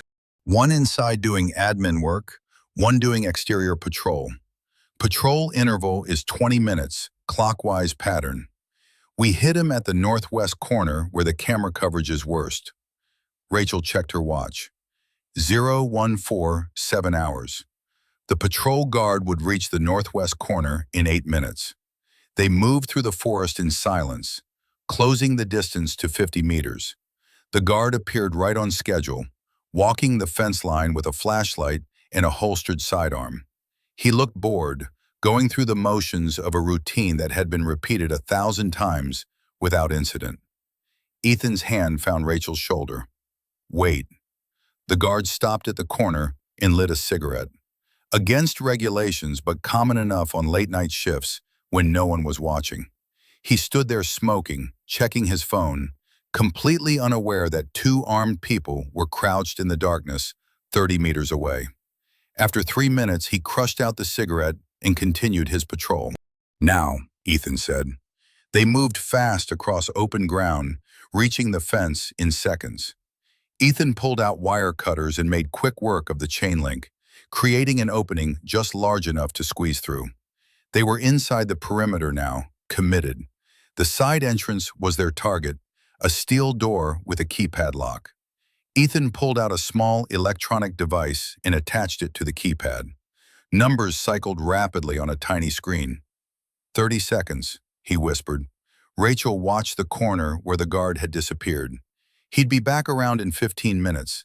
They needed to be inside and working by then. The device beeped softly. The lock clicked open. They slipped inside and closed the door behind them. The interior was dark except for emergency lighting along the corridors. The administrative office was 20 meters ahead, light visible under the door. 1 guard inside, probably armed, definitely able to call for backup. Ethan pulled out a suppressed pistol. Rachel did the same. They moved down the corridor, weapons up, clearing corners as they went. The office door was partially open. Rachel could see a desk, computer monitors, and the guard sitting with his back to the door, headphones on, watching something on his phone. Ethan held up 3 fingers. 3, 2, 1. They entered fast. The guard started to turn, but Ethan was already on him, arm around his throat, cutting off air and blood flow. The guard struggled for 5 seconds, then went limp. Not dead, just unconscious. Ethan zip-tied his hands and ankles, then gagged him with duct tape.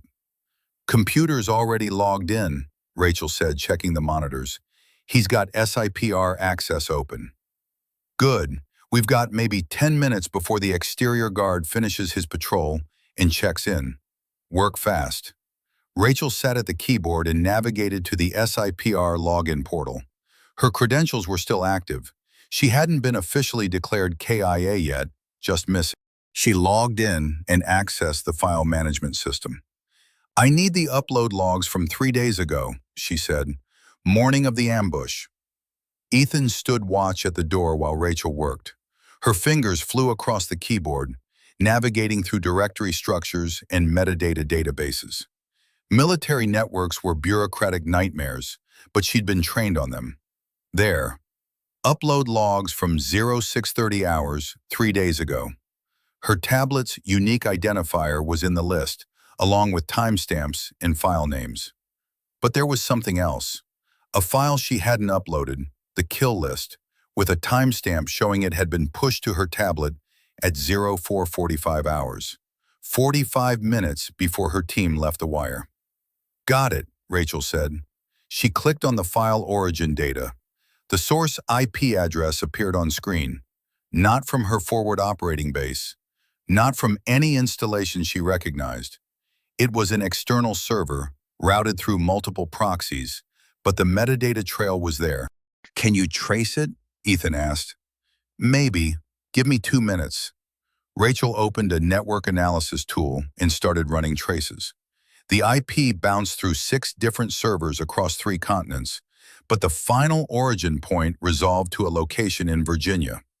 Fort Belvoir, Defense Intelligence Agency headquarters. Rachel felt cold. It came from DIA. Someone at Defense Intelligence planted that file on my tablet. Can you prove it? The logs are here, timestamps, routing information, everything. She pulled out a USB drive and started copying files. This is enough to show the file was planted remotely from a DIA server. Combined with the kill list itself, it's proof of... An alarm shrieked. Red lights flashed in the corridor. The exterior guard must have found the unconscious administrator or noticed the cut fence. "We're blown," Ethan said. "Grab what you can and move." Rachel's fingers flew across the keyboard, copying files as fast as the system would allow. The USB drive's indicator light blinked furiously. 70%, 80%. Gunfire erupted outside. Not the guard's sidearm, heavier, automatic fire, multiple weapons. "They called in backup," Ethan said, checking the corridor. "QRF must have been staged nearby. We've got maybe 2 minutes before this building is surrounded." 95%, 98%. Complete. Rachel yanked the USB drive and secured it in her chest rig. "Got it. Let's move." They ran for the side entrance but stopped short. Through the small window, Rachel could see vehicle headlights converging on the armory. 3 Humvees, maybe 4. Infantry spilling out, setting up a perimeter. "Back door," Ethan said. They reversed course, heading deeper into the facility. The armory had a rear loading dock for equipment deliveries. Not ideal, but it was their only exit now. The loading dock door was locked from the inside with a manual bolt. Ethan threw it open and they emerged into darkness. The perimeter fence was 30 meters away, pine forest beyond that. Searchlights swept the area. Voices shouted orders. The net was closing fast. "Run," Ethan said. They sprinted across open ground toward the fence. Searchlights caught them halfway across, pinning them in harsh white light. "Contact rear," someone shouted. Gunfire cracked behind them. Rounds snapped past Rachel's head, too close. She ran harder, lungs burning, the fence growing closer but not fast enough. Ethan reached it first and started climbing. Rachel was right behind him, boots finding purchase in the chain link. More rounds impacted the fence, sending vibrations through the metal. They cleared the top and dropped into the forest on the other side. Rachel hit the ground running, Ethan beside her. Behind them, infantry were climbing the fence in pursuit. "Martinez, we're coming out hot," Ethan shouted into his radio. "Northwest side, multiple hostiles in pursuit." "Copy," Martinez's voice crackled back. "I see you. Get clear of the tree line." They ran through darkness, night vision equipment turning the world into green shadows. Rachel could hear the pursuit behind them, boots crashing through undergrowth, voices coordinating on radios, the mechanical hum of drones launching. A sharp crack echoed from the ridgeline. Martinez's rifle. One of the pursuers went down. Another crack, another hostile eliminated. But there were too many.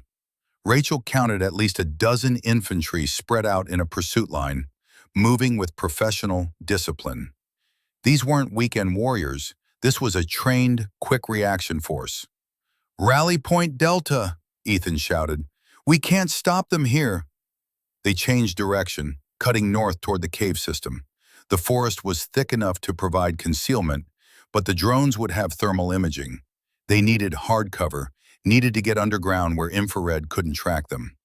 A burst of automatic fire stitched the trees to Rachel's left. She dove behind a boulder and returned fire. 3-round burst, aimed at muzzle flashes. Someone cried out in the darkness. Ethan grabbed her arm. "Keep moving!" They ran again. Rachel's shoulder screamed with every jarring step, but adrenaline kept her moving. Behind them, the pursuit was relentless. These soldiers had orders to kill, and they were executing those orders with professional efficiency. The terrain climbed, getting rockier. Rachel's boots slipped on loose stone. She caught herself, kept running. Her lungs felt like they were on fire. Carlos's voice came over the radio. "Ethan, you've got a blocking force moving to cut you off. Northeast, maybe 200 meters from your position." "How many?" 6, maybe 8. They're setting up an ambush line. Ethan cursed. They were being boxed in. Pursuit force behind, blocking force ahead. Classic military tactics. Drive the target into a kill zone and eliminate. We need to break through the blocking force, Ethan said. It's our only option. That's a frontal assault against prepared positions. You have a better idea? Rachel didn't. They changed direction slightly, heading toward where Carlos had indicated the blocking force was setting up. It was suicide, but so was getting caught between two elements with no cover. Martinez, Carlos, we're going to hit the blocking force head-on, Ethan radioed. We need suppressive fire on our signal. Copy. We'll put steel on target. They crept forward until Rachel could see the blocking force through her night vision. 8 soldiers in tactical positions behind trees and rocks, weapons covering the likely approach routes. Professional setup. Overlapping fields of fire. No easy way through. On my mark, Ethan whispered. We go left, hit them on the flank, try to punch through before they can adjust. Martinez dropped steel on their right to split their attention. Rachel checked her magazine. 23 rounds left. Not enough for a sustained firefight, but enough if they move fast and shot accurately. Mark! They burst from cover, running obliquely at the blocking force's left flank. Martinez's rifle cracked from the ridgeline, and one of the soldiers on the right side jerked and fell. The blocking force pivoted, trying to reorient to the unexpected angle of attack. Rachel fired on the move, controlled pairs, trying to keep heads down rather than achieve kills. Ethan was beside her, his AR-15 spitting suppressed rounds into the defensive line. They were 50 meters away. 40. 30. A soldier rose from behind a boulder, rifle coming up. Rachel's shot caught him in the chest plate and knocked him backward. Not a kill, but he was out of the fight. 20 meters. They punched through the line, past the defensive positions, into open forest beyond. Rounds chased them, but the blocking force was too slow to adjust. Their angle's wrong now. Moving! Rachel shouted. They ran deeper into the forest, the sounds of pursuit reorganizing behind them.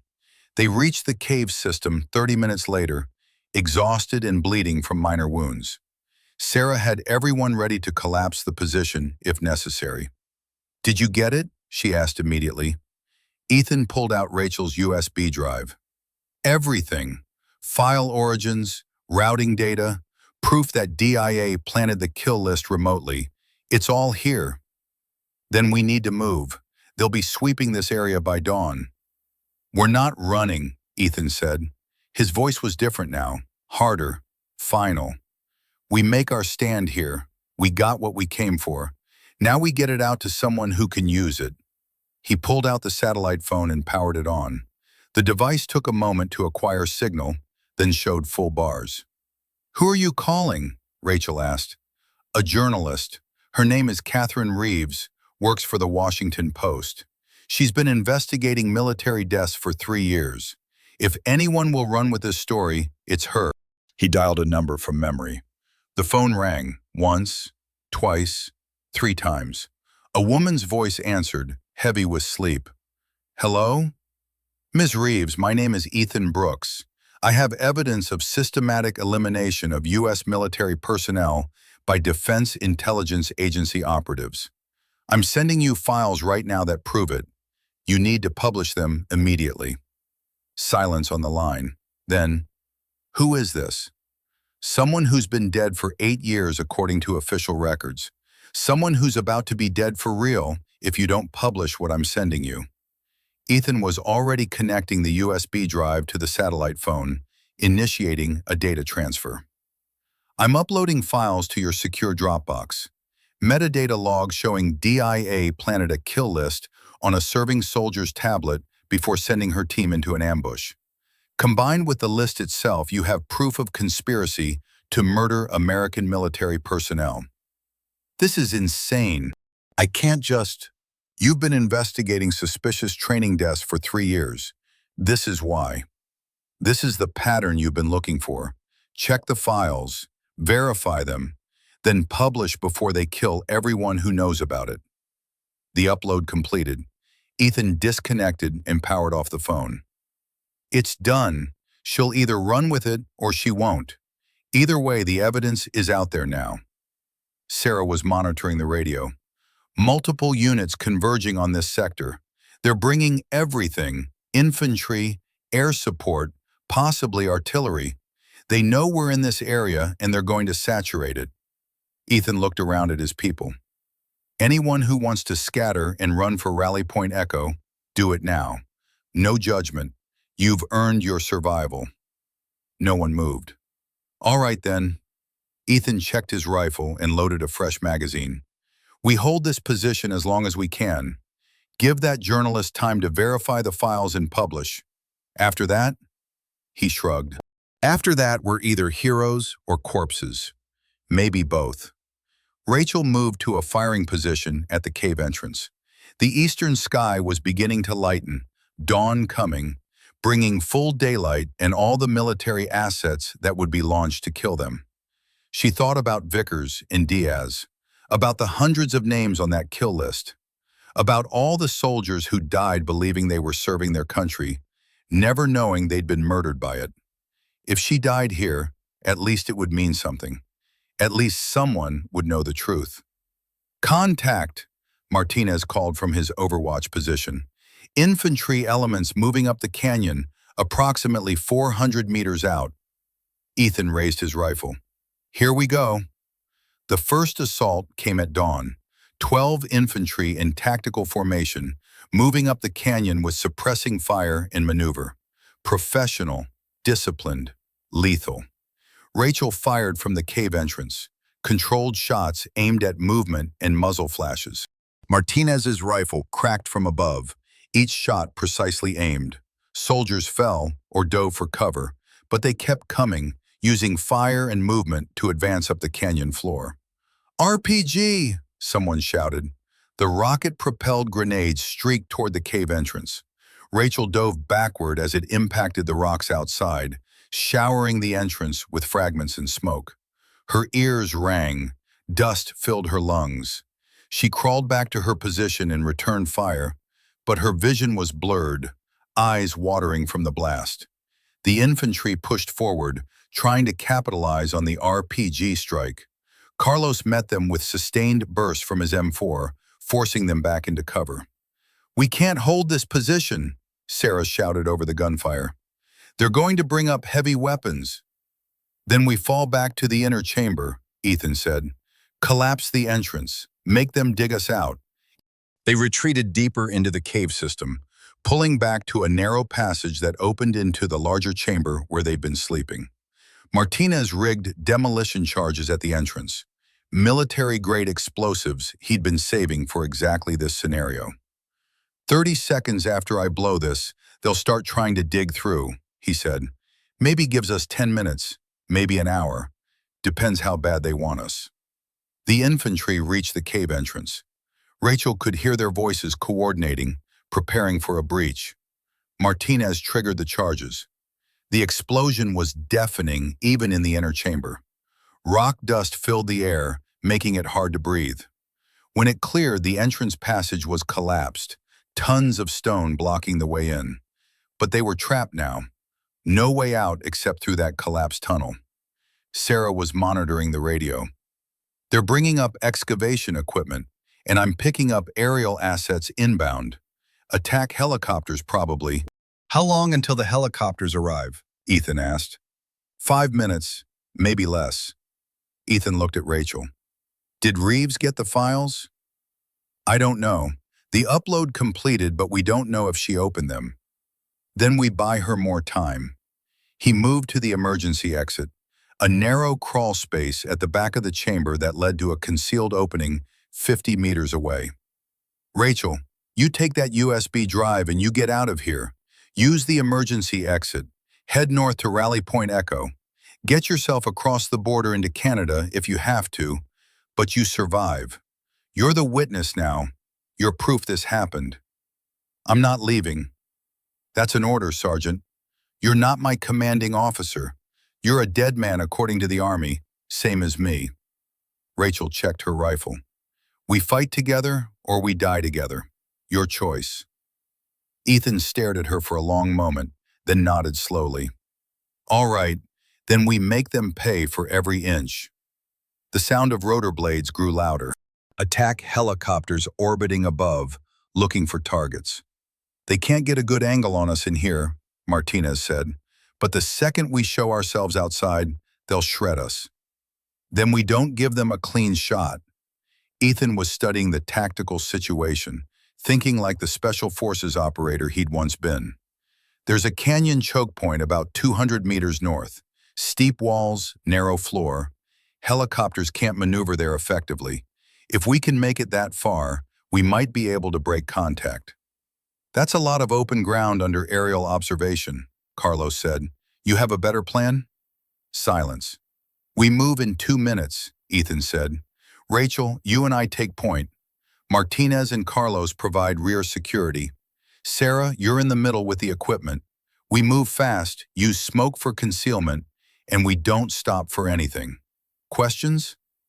Rachel had about 100 questions, but none of them mattered now. No. Good. Check your gear. This is the last run. They emerged from the emergency exit into chaos. The hillside was cratered from aerial rockets. Trees burned. The infantry was pushing up from the south, while helicopters circled overhead like predators. Ethan threw smoke grenades that billowed thick purple clouds across the canyon floor. Move! They ran through the smoke, boots pounding on rock and dirt. Rachel could hear the helicopters adjusting position, trying to acquire targets through the concealment. A 30-millimeter cannon opened fire, tearing through the smoke with tracers. The rounds impacted 50 meters to Rachel's left, chewing up earth and stone. They reached the canyon narrows, steep walls rising 30 meters on either side, barely wide enough for 2 people to move abreast. The helicopters circled but couldn't get a firing angle without risking collision with the rock walls. Keep moving, Ethan shouted. Infantry appeared ahead, blocking the northern exit from the canyon. 6 soldiers in defensive positions, weapons trained on the narrow passage. Contact front, Rachel called. They took cover behind boulders. The infantry opened fire, rounds snapping overhead and ricocheting off stone. They were pinned, caught between the helicopters behind and infantry ahead. Ethan raised his rifle and fired, suppressing the infantry position. Martinez did the same from the rear, trying to keep the pursuing force from getting too close. But it wasn't enough. They were outnumbered, outgunned, and running out of ammunition. I'm out, Carlos shouted, dropping his empty rifle and pulling his sidearm. Rachel checked her own magazine. 8 rounds left. Maybe enough for one final push. We're not going to make it out of this, Sarah said, her voice flat and accepting. Ethan looked at the infantry blocking their path, at the helicopters circling overhead, at his people trapped in a kill zone with no good options left. Yes, we are, he said. He pulled out a flare gun. I'm going to draw their fire. When they focus on me, you run. Don't stop, don't look back, just run. Ethan, no, Rachel started. That's the plan, Sergeant. You get that USB drive across the border. You make sure Reeves publishes the story. You make sure everyone knows what happened here. He met her eyes. That's how you honor the dead. Not by dying with them, but by making their deaths mean something. Before Rachel could respond, Ethan stood and fired the flare straight up. The bright red star arced into the sky, impossible to miss. The helicopters immediately shifted focus, weapons systems tracking the flare source. The infantry reoriented, all guns swinging toward Ethan's position. Go, he shouted.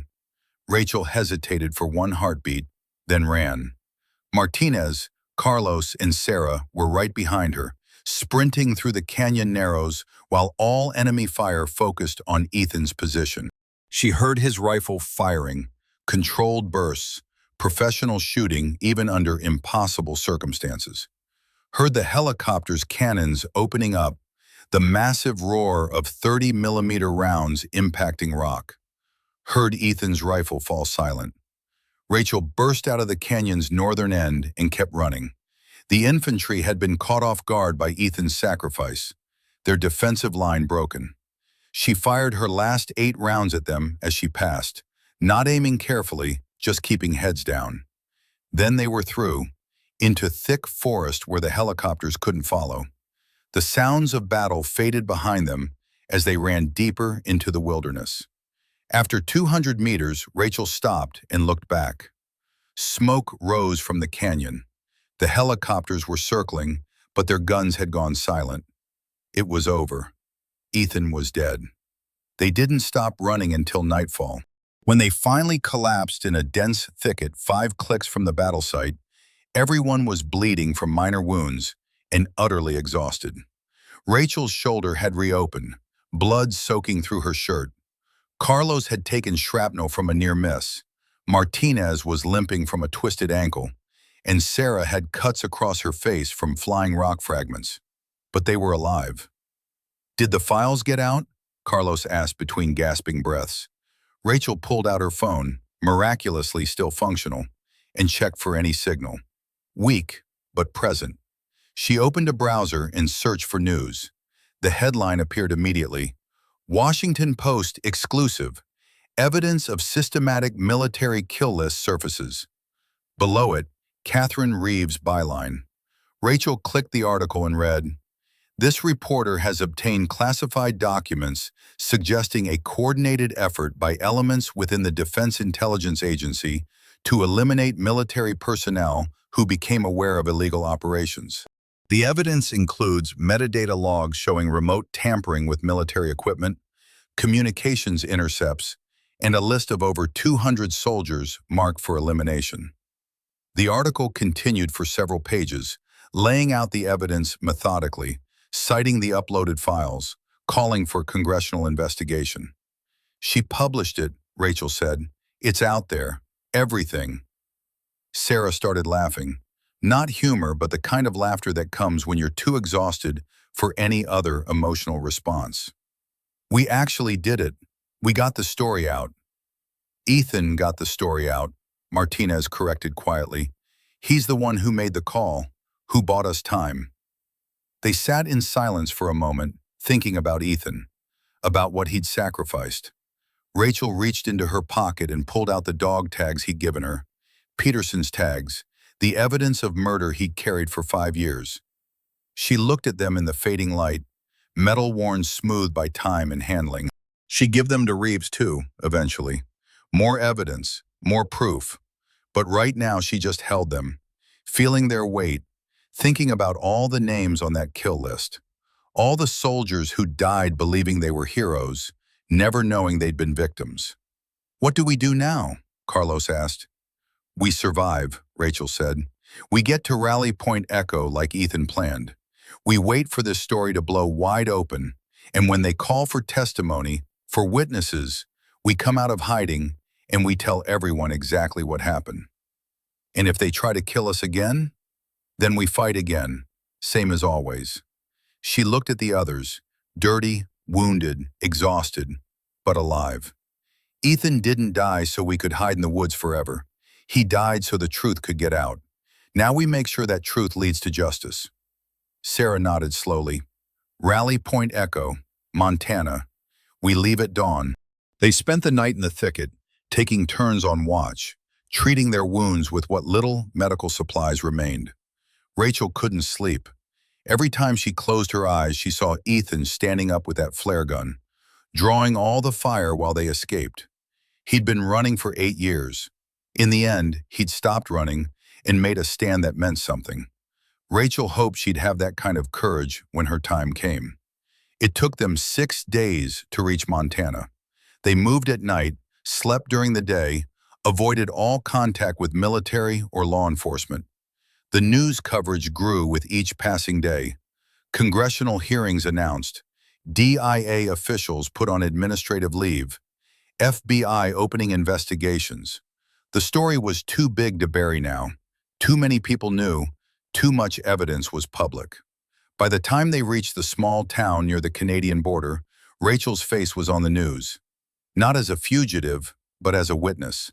Sergeant Rachel Cole, missing in action, now central to military corruption investigation. Reeves had protected Rachel's identity initially, But once the FBI got involved, they tracked her service record and made the connection. Now everyone knew her name, knew she was alive, knew she had more testimony to provide. The safe house was exactly where Ethan had described, a small cabin on 5 acres of forested land, completely off-grid, owned through a shell corporation that couldn't be traced back to him. Supplies cached, weapons hidden, escape routes planned. He'd been preparing for this moment for 8 years. They settled in and waited. Sarah monitored news coverage on a laptop with satellite internet. Martinez and Carlos secured the perimeter. Rachel sat on the porch, watching the forest, thinking about what came next. Her phone rang, a number she didn't recognize. "Sergeant Cole?" A woman's voice. "This is Catherine Reeves with the Washington Post. I believe we have mutual friends." "I'm listening." "The FBI wants to talk to you. So does Congress, the Inspector General's office, and about 6 different oversight committees. You're the star witness in what's shaping up to be the biggest military scandal in 50 years. And if I come in, what guarantee do I have that I won't end up like the other people on that list?" "Honestly, none. But I'll make you a promise. If anything happens to you, I'll make sure the whole world knows why. You'll be too famous to kill quietly." Rachel smiled slightly. "That's not much of a guarantee. It's the best I can offer. But consider this. Ethan Brooks died so this story could get out. Are you really going to hide in the woods and let his sacrifice be for nothing?" The words hit hard. Rachel closed her eyes, seeing Ethan standing with that flare gun, seeing him draw fire while they escaped. "Where do you want me?" she asked. "FBI field office in Helena. They'll provide protective custody, put you in front of Congress within the week. And Sergeant, bring that tablet. Bring everything.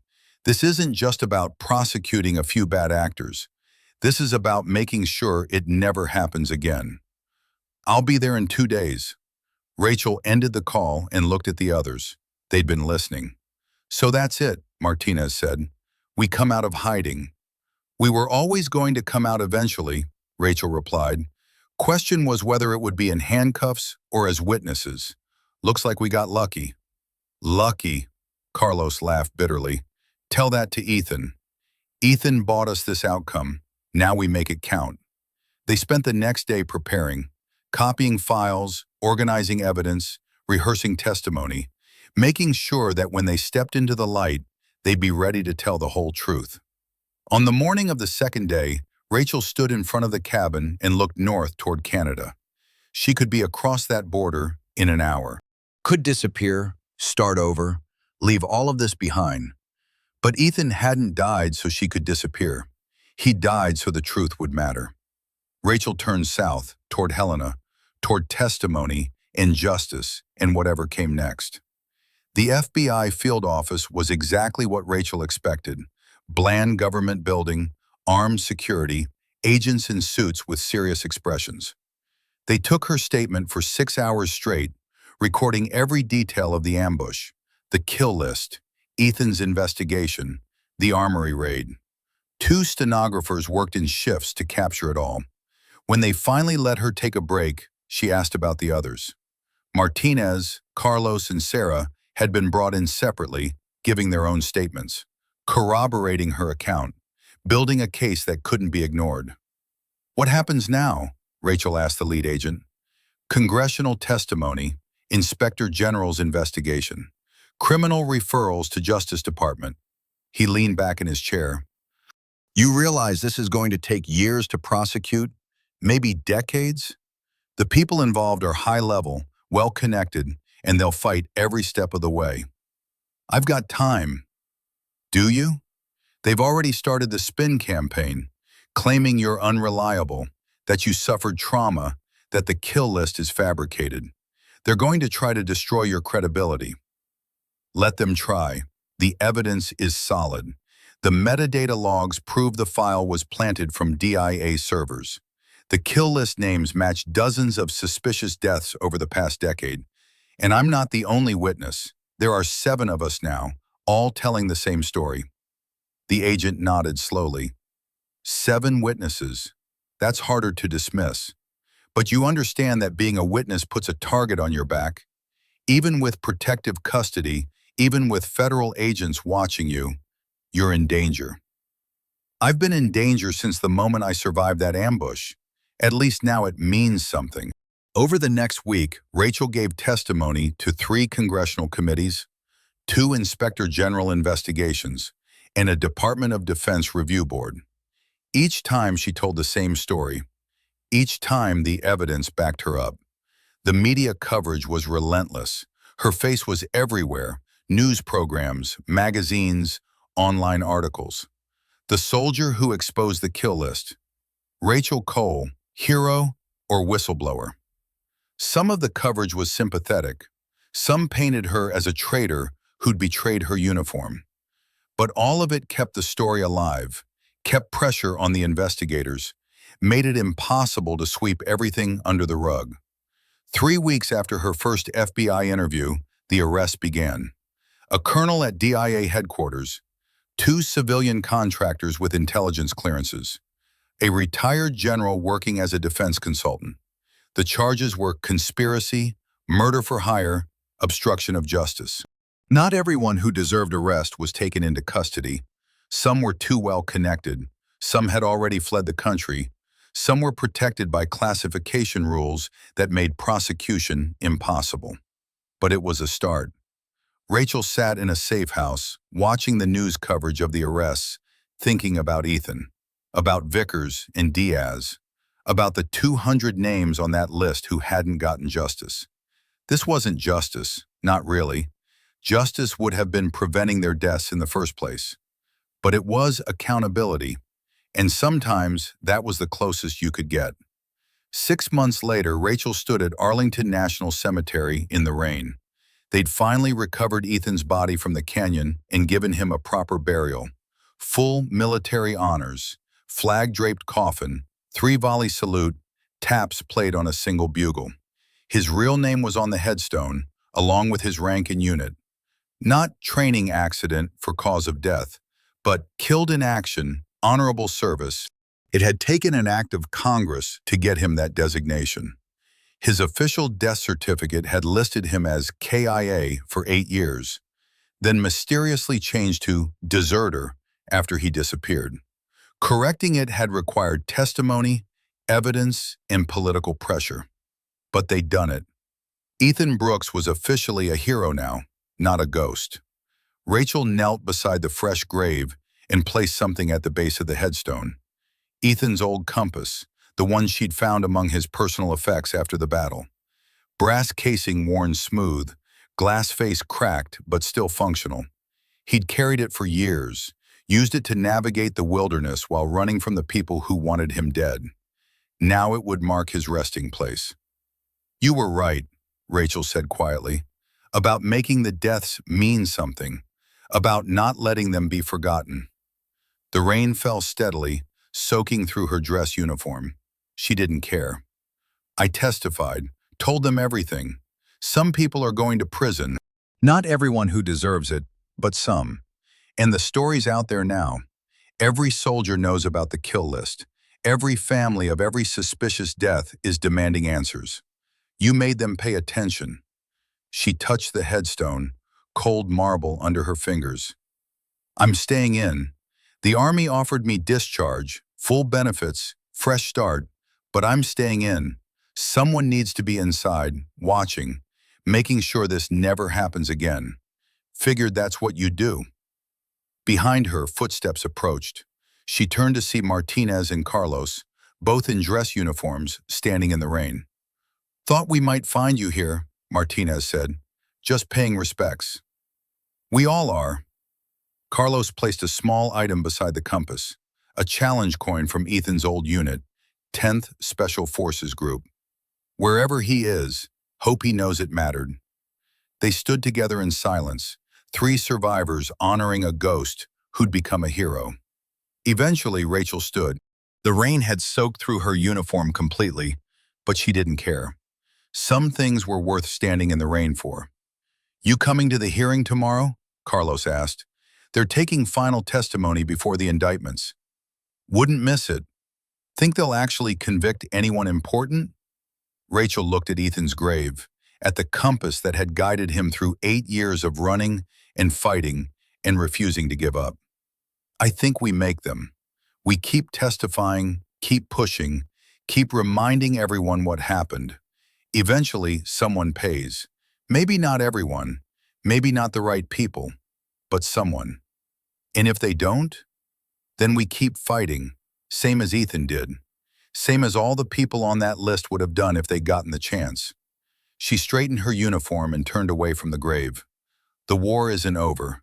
It's just gone public now, and we're going to win it. They walked away through the rain, 3 soldiers who'd survived what they weren't supposed to survive, carrying evidence of crimes that were supposed to stay buried, refusing to let the dead be forgotten. Behind them, water pooled around Ethan's compass, the brass catching what little light filtered through the clouds. The needle still pointed north, still pointing towards something worth fighting for.